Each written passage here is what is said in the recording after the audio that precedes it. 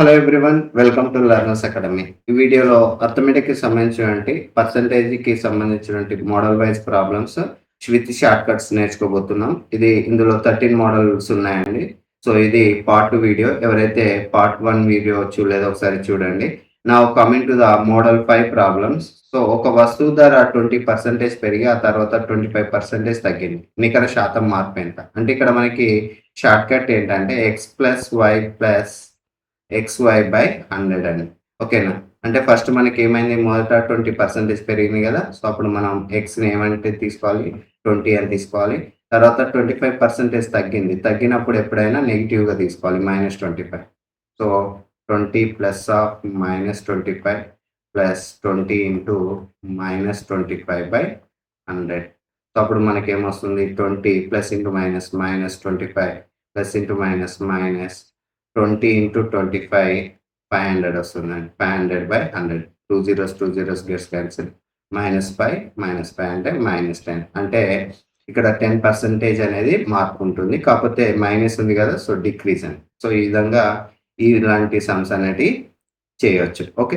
Next 20 ఆహ్, 2 some ఒకసారి చూద్దాం. ఒక సంఖ్య మొదట 15% పెరిగి ఆ తర్వాత 20% పెరిగింది. మొత్తం శాతం పెరుగుదల ఎంత? అంటే ఇక్కడ మనకి 2 పెరిగినాయి కాబట్టి పాజిటివ్‌గా తీసుకోవచ్చు. x = 15, y = 20. So, 15 plus 20 plus 15 into 20/100.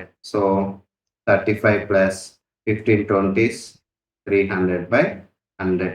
2 zeros gets cancel అయ్యాయనుకోండి. 38 అనేది ఆన్సర్ వస్తుంది. సో, అందులో ఎంత మార్పు వస్తుందండి? 38% వస్తుంది. సో, ఇదే విధంగా మిగతా 3 సమ్స్ మీరు ఓన్‌గా ట్రై చేయండి. అప్పుడు మీకు ఈ కాన్సెప్ట్ పైన మంచి ఐడియా వస్తుంది. Okay. Next now coming to the model 6 problems అండి. చక్కెర ధర 40% పెరిగితే ఖర్చు మార్చకుండా ఉండి వినియోగాన్ని ఎంత శాతం తగ్గించుకోవాలి? అంటే 40% చక్కెర ధర పెరిగింది. కాకపోతే మనం అదే ఖర్చు అనేది మారకుండా ఉండి వినియోగాన్ని తగ్గించుకోవాలి. మనకు ధర పెరిగింది కాబట్టి వినియోగాన్ని తగ్గించుకుంటే అప్పుడు మనం అదే డబ్బులతోటి మనం సర్వైవ్ కావచ్చు కదా! సో, ఆ విధంగా ఎంత పర్సెంటేజ్ తగ్గించుకోవాలనేది ఇక్కడ క్వెషన్ అండి. సో, ఇలాంటి మోడల్ ప్రాబ్లమ్స్ మనం ఎలా చేయాలి అంటే, సో, ఇక్కడ ఫార్ములా x/100 ± x ఇంటూ 100%. అంటే ఇక్కడ మనకి పెరిగింది గదండీ చక్కెర ధర. సో, 40/100 + 40 తీసుకోవాలి. సో, ఇన్ కేస్ తగ్గినప్పుడు పర్సెంటేజ్ అనేది తగ్గినప్పుడు మనం మైనస్ తీసుకోవాలి. Into 100%. So, 40/140 into 100. So, 0 gets cancel. 2 2స్ 2 7. So, 200/7 వస్తుంది. సో, దాన్ని డివైడ్ చేస్తే మనకు ఆన్సర్ ఏమొస్తుందంటే 28.57% అనేది అందులో మార్పు ఉంటుంది. సో, నెక్స్ట్ ఇక్కడ చూడండి, 27th క్వెషన్. పాల ధర 20% తగ్గితే ఖర్చు తగ్గకుండా ఉండడానికి ఎంత శాతం వినియోగాన్ని పెంచుకోవాలి? అంటే ఇక్కడ వినియోగాన్ని పెంచుకోవాలి. ధర తగ్గింది కాబట్టి. సో, అప్పుడు మనకేమవుతుంది ఫార్ములా x/100 తగ్గింది కదండీ! -x తీసుకోవాలి. Into 100%. So, 20/100 - 20 into 100%.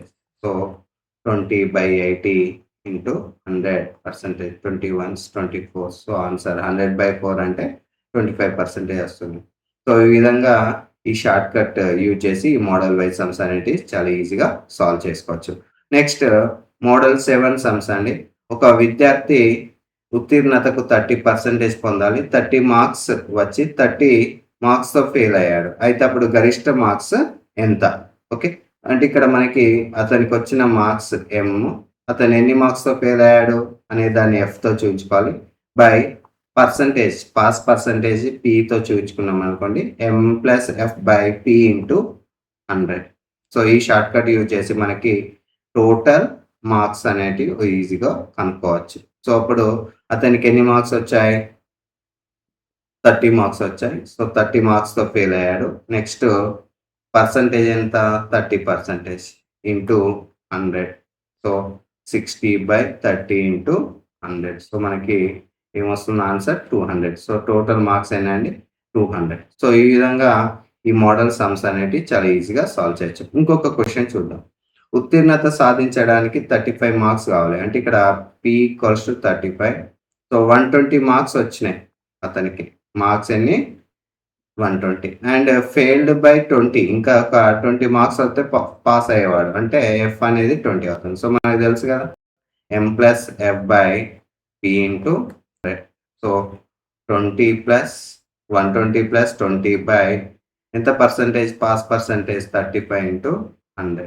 So 140 by 35 into 100. 35 ones 35 4. So 4 into 100. So 400. So the గరిష్ట మార్క్స్ అంటే maximum marks in that exam. ఆ ఎగ్జామ్లో గరిష్ట మార్క్స్ అన్ని 400. సో ఈ విధంగా మోడల్ 7కి సంబంధించిన ప్రాబ్లమ్స్ ఈజీగా సాల్వ్ చేసుకోవచ్చు.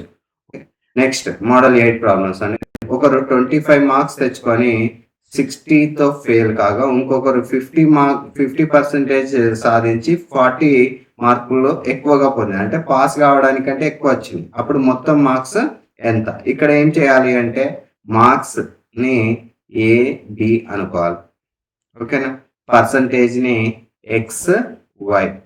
సో అప్పుడు A plus B by Y minus X into 100. So ఇది ఫార్ములా అండి టోటల్ మార్క్స్. ఓకే.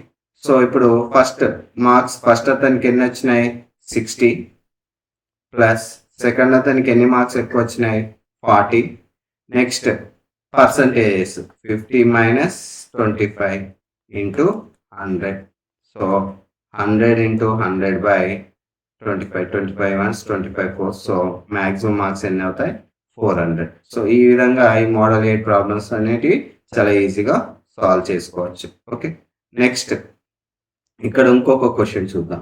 సో పికి 28% వచ్చి 14 మార్క్స్ తో ఫెయిల్ అవ్వగా క్యూకి 40% వచ్చి పాస్ కంటే 22 మార్క్స్ ఎక్కువగా వచ్చినాయి. అంటే అప్పుడు ఏమవుతుంది 22 ప్లస్ 14 బై 40 మైనస్ 28% ఇంటూ 100. అంటే ఏమవుతుంది 36 by 12 into 100. 12 ones 12 3. So 3 into 100 300. So మనకి ఆన్సర్ ఏమవుతుంది 300. ఈ విధంగా మోడల్ 8కి సంబంధించిన ప్రాబ్లమ్స్ చాలా ఈజీగా సాల్వ్ చేయొచ్చు.